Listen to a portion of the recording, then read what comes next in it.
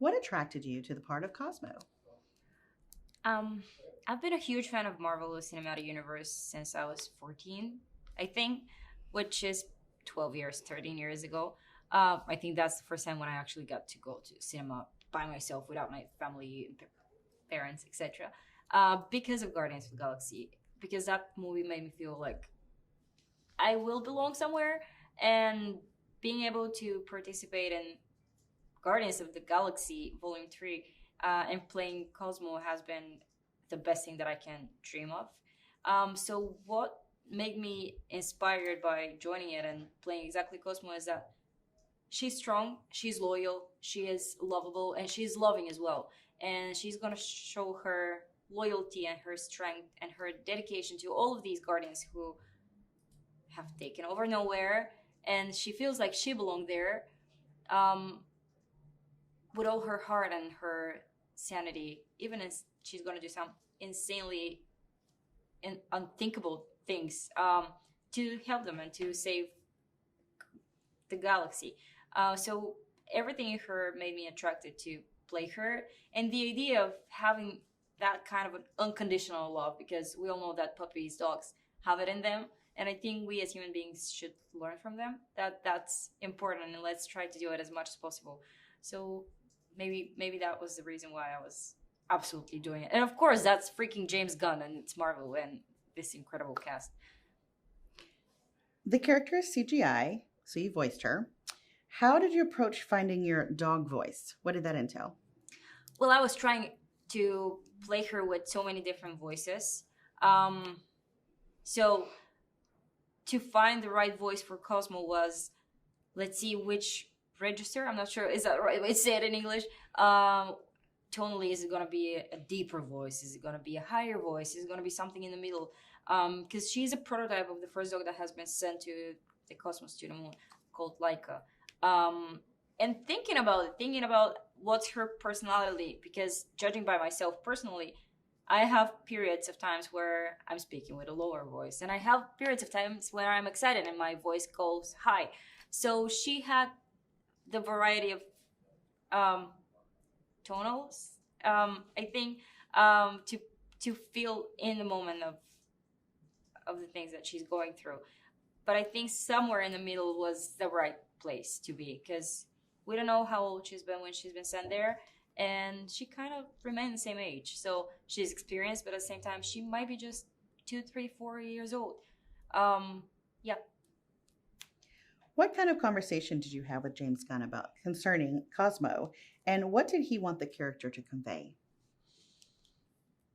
James Gunn had been with me every step on the way in this movie, guiding me and making me feel safe and making me feel protected and heard, and made me a collaborator of this movie, which is incredible because we as actors always desire to have a voice, to have a thought that can be heard and seen.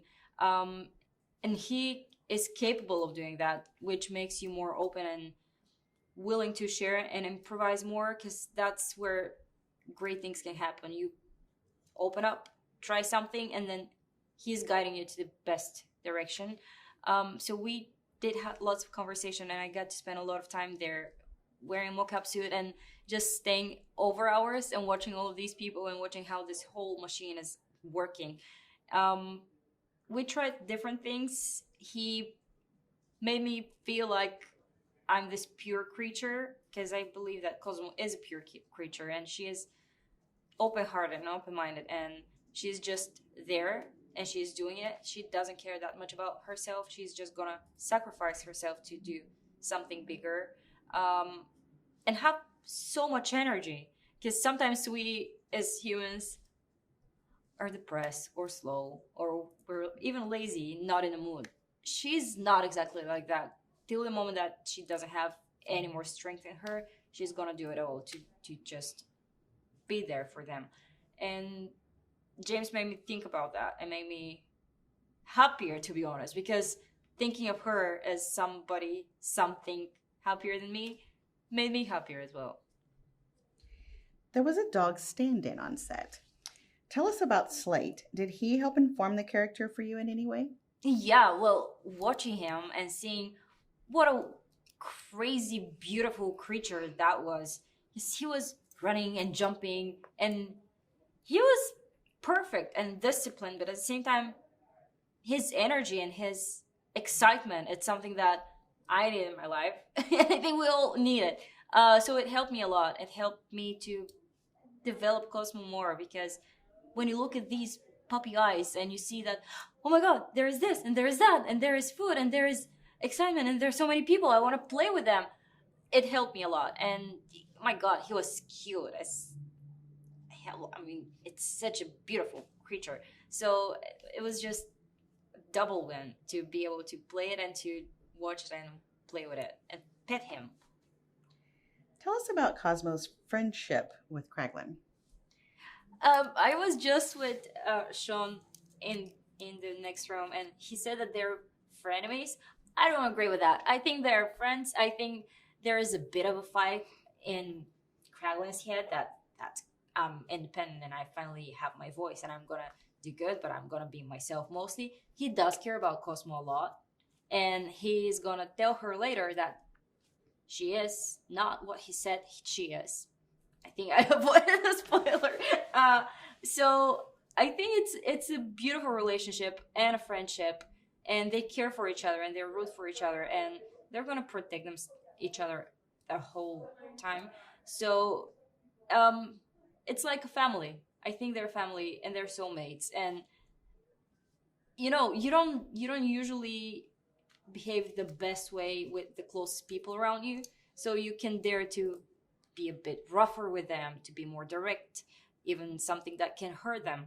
And I think that's kind of a core of their relationship, because they're so closer to each other, to the point that I don't really care. Even if I say something like that, you're gonna forgive me. It's gonna be fine.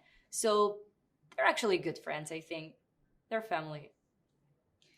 What did you learn from James Gunn, and what have you taken away from making this film?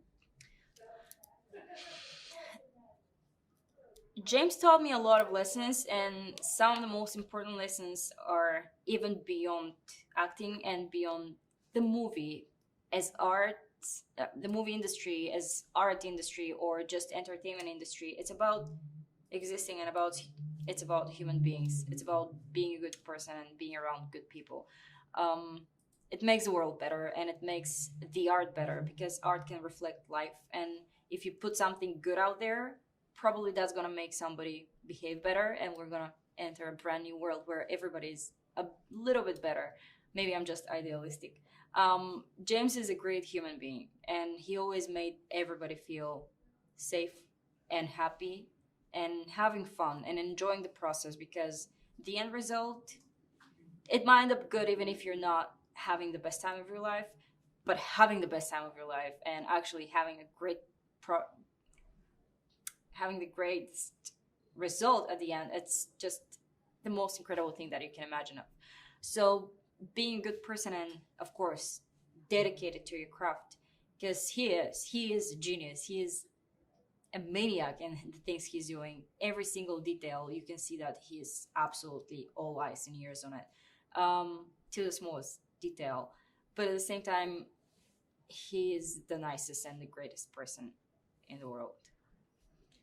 How does it feel to be part of the MCU, and what impresses you the most about the Marvel Studios production process? It feels surreal. It definitely feels surreal to be a part of MCU, and everything there impresses me from the beginning through the process till the end to the premiere. And just even having this conversation out here, it's surreal for real. Because you see, this is the biggest, the most exciting production company in the world. We are all such big fans, and the fans are the most important thing at the end, because they're there from the beginning and they're gonna stay there till the end if you give them what they deserve. And Marvel does that, and Kevin Feige has done it, for the last years, that he had just improved Marvel Universe so much.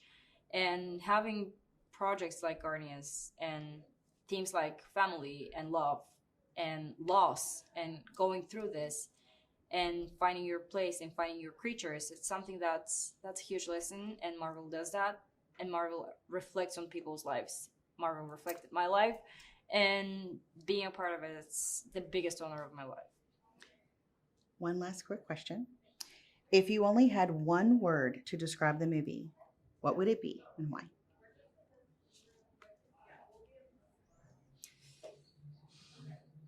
Hmm. Extraordinary. If I have one word to describe the movie, that's a hard question, difficult question. Extraordinary, because it's out of this universe, and at the same time, it's emotional, it's powerful, so it is extraordinary.